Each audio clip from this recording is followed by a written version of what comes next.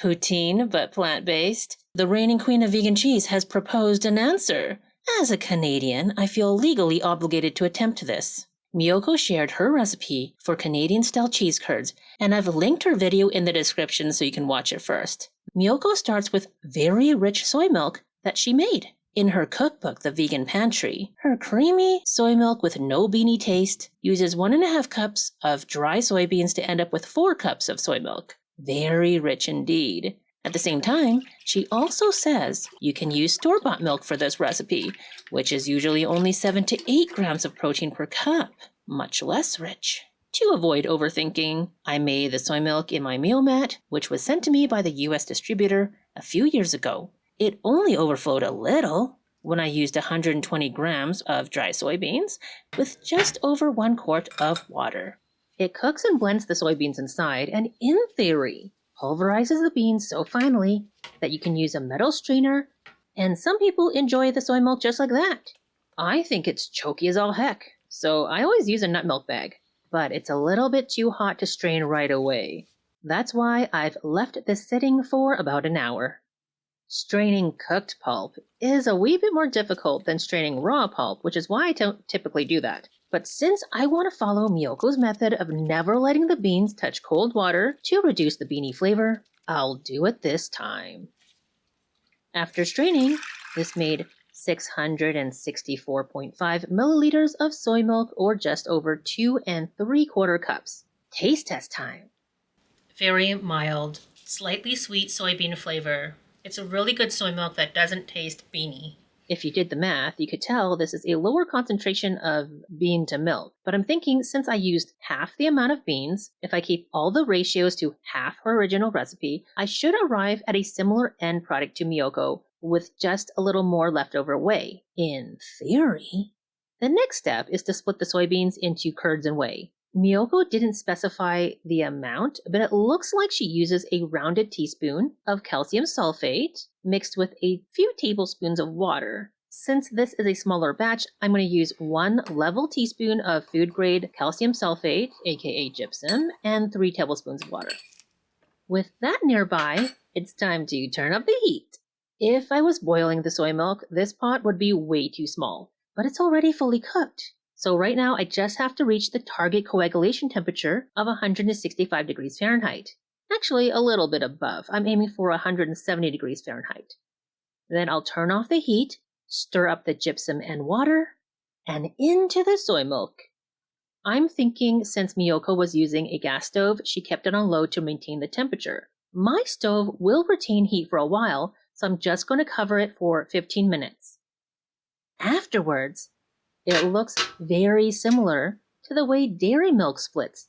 The curd looks very dense. But that is just the look. As soon as we start breaking it apart, the curds start to cry. I mean, the technical term is weeping. But instead of salting and cheddaring this now like one would with dairy curds, we need to add the cultures. In dairy cheese making, they tend to add the cultures and rennet at the same time to the milk at lower temperatures, and those interactions with heat and time split the milk into curds and whey. With soy milk, it just won't happen at such low temperatures, which is why we coagulated it first. Now, I'll let the curds and whey cool down to below 125 degrees Fahrenheit, maybe around 110. So after a half an hour, they appear to be cool enough. Though I'm going to move this probe around to make sure there are no hot spots. Excellent.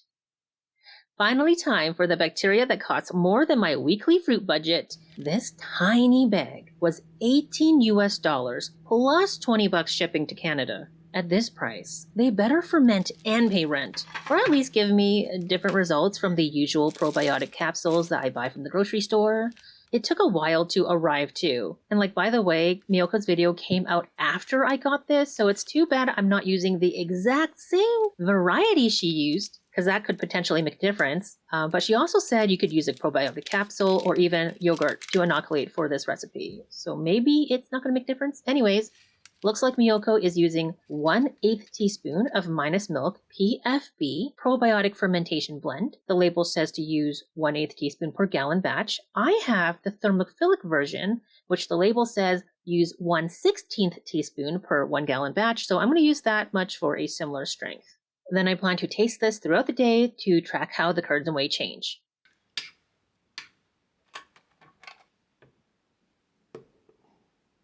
The next day, at 7 a.m., it's taste test time. Only very slightly tangy. Kinda a little milky tasting, which is good because poutine cheese curds aren't really tangy at all. In my experience, they taste like incredibly mild cheddar, which is to say they're more about texture than flavor. And that all sounds promising, but these don't really give that same direction of flavor. But the flavor is different from when I used vegan probiotic capsules to ferment soy curds in our previous tofu cheese episode. That was more like brightly sour, with a distinctly tofu-like flavor. So is the soy milk being more neutral this time and a tad sweet to begin with the difference? Maybe the cooler fermentation temperature this time, or is it the different cultures? Too many variables, can't be sure. But make sure you're subscribed because I'm going to circle back to design a better experiment to compare and see if there's a difference for aged cheeses. And to see if there's a large enough difference to put in another order because I really want to. There are different base cultures and molds to make orangey rinds and white blooms. Even the blue mold, which I've never liked in blue cheese, but I would try it just out of curiosity. But my bank account is like, no, you can't afford to be that curious. However, if there's enough people watching this video and liking and subscribing, maybe I can convince myself that it's a valid business investment. Anyways, I gotta drain the curds about 5 minutes according to Miyoko. But with all my fudging around with cameras and lighting, this has been draining for 14 minutes. To give me 340 grams. Into the blender. I'm also getting ready salt and psyllium husk powder. Half the amounts Miyoko gives in her video, which if you want those measurements, you gotta go over to her video. Right, you need a 1/4 cup of whey. This is not the smartest thing to do ever. There we have it, 1/4 cup of whey. For the solidifying agent, we're using agar-agar. I only trust this brand, the Televone brand from Thailand. I've tried a couple different kinds and they were super gross and oceany. Never again. Anyways, I'm also adding half the amount of agar-agar that she says. Again, that's because I only used half the amount of beans to start with. Into a small pan. I realize it's not induction ready. Switch to a gas stove. And realize it's been so long, I don't even remember how to use this thing. But it's gotta be like riding a bike, right? A dangerous, flammable bike. Does that look dry to you? It's looking dry to me, so like Miyoko suggests, I'm adding a little more whey. The agar-agar just needs to dissolve completely. And it looks similar to her video now, so let's get blending. While this is blending, you should know the poutine we're trying to make today originated in Quebec, the French-speaking part of Canada, sometime in the late 1950s. So while in the relatively recent decades it's become a symbol of Canada, it's really distinctly Quebecois. And I've never had poutine in Quebec, so I can't tell you whether this version is going to taste authentic or not. But I can say if it's tasty. So let's put this rather interesting looking concoction in a container. She uses what looks like a silicone mold to me, but I'm using glass, so I've oiled it in case it needs help releasing. My friends, respectfully, this smells suspicious. Like the new version of the plant-based Baby Bell. I didn't actually get a chance to try the original plant-based Baby Bell, so I don't know what that was like. But the new one is actually so bad. Like, did anybody actually chew and swallow this before they rubber stamped the production? The taste of this creaminess, however, is quite mild and inoffensive. Just a bit of tang comes through, and the flavor is, well, like soy milk, which is not beany and not grassy like some milks, and a touch sweet, like it was before. It's hard to describe, my friends, so let's just chill this in the fridge, starting at 8 a.m.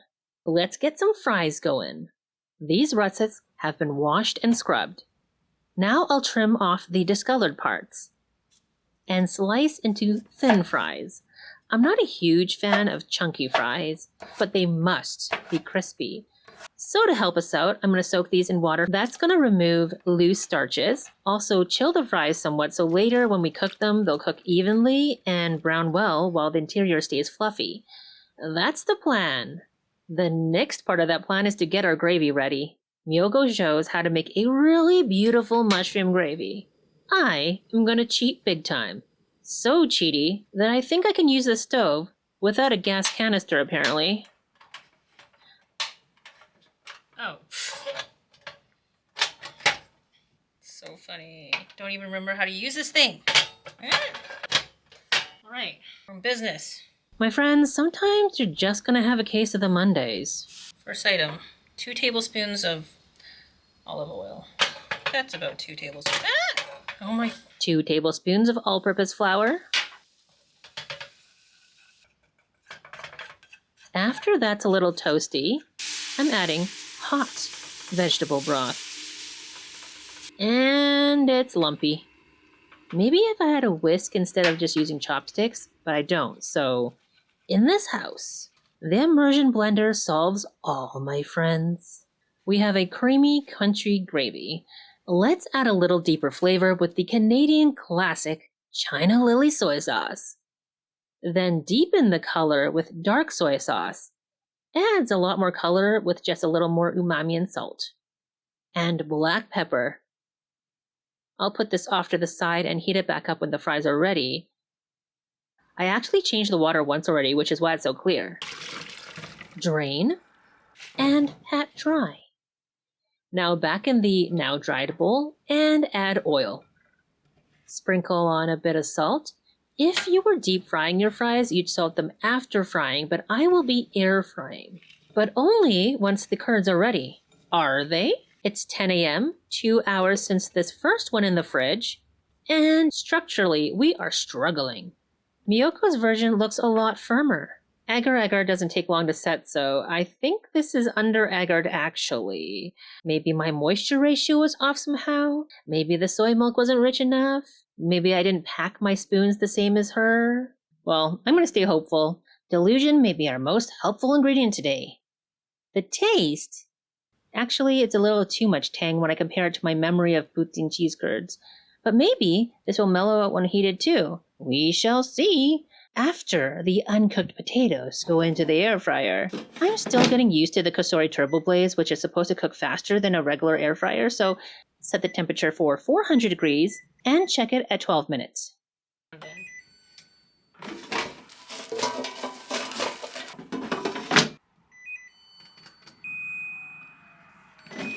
Oh yeah. Finally, my friends, it's time! And I had these curds sitting in the fridge. I have to admit, I'm a little scared of the cheese curd, so I'm not piling it up as much as you might see in a traditional poutine. But that gravy looks pretty good, right? And then with the cheese curd, okay, it tastes pretty good. It's not the right texture, but it tastes pretty good. Until I get to one of the bigger chunks of the curd and then the tangy flavor is coming through more, and that's not correct. But overall, it is a pretty good dish. It is pretty tasty, and I did, in fact, devour this entire plate in one sitting, even though I did not plan to. No squeaking at all coming from these curds either, so it's not quite a dupe, but it is far superior to any vegan poutine I've tried so far. Obviously, there's something different between the version I've made today and Miyoko's because hers looks way more firm, and that could really be the difference. Plus, taste-wise, it's a mystery to me because she did use a different bacterial culture. Thank you so much for watching, my friends, and to Miyoko for inviting me to try out her recipe, leading the way for plant-based cheesemakers, and giving away all her professional secrets for free on YouTube. Don't forget to subscribe to her channel if you haven't already. I'll go over there and leave a comment with all the ingredient amounts I used so you can compare, try it yourself, and let me know how it goes. Meanwhile, I have pistachios to cheese again, this time with cheese-specific cultures, so Will of Cheese will continue. Bye for now!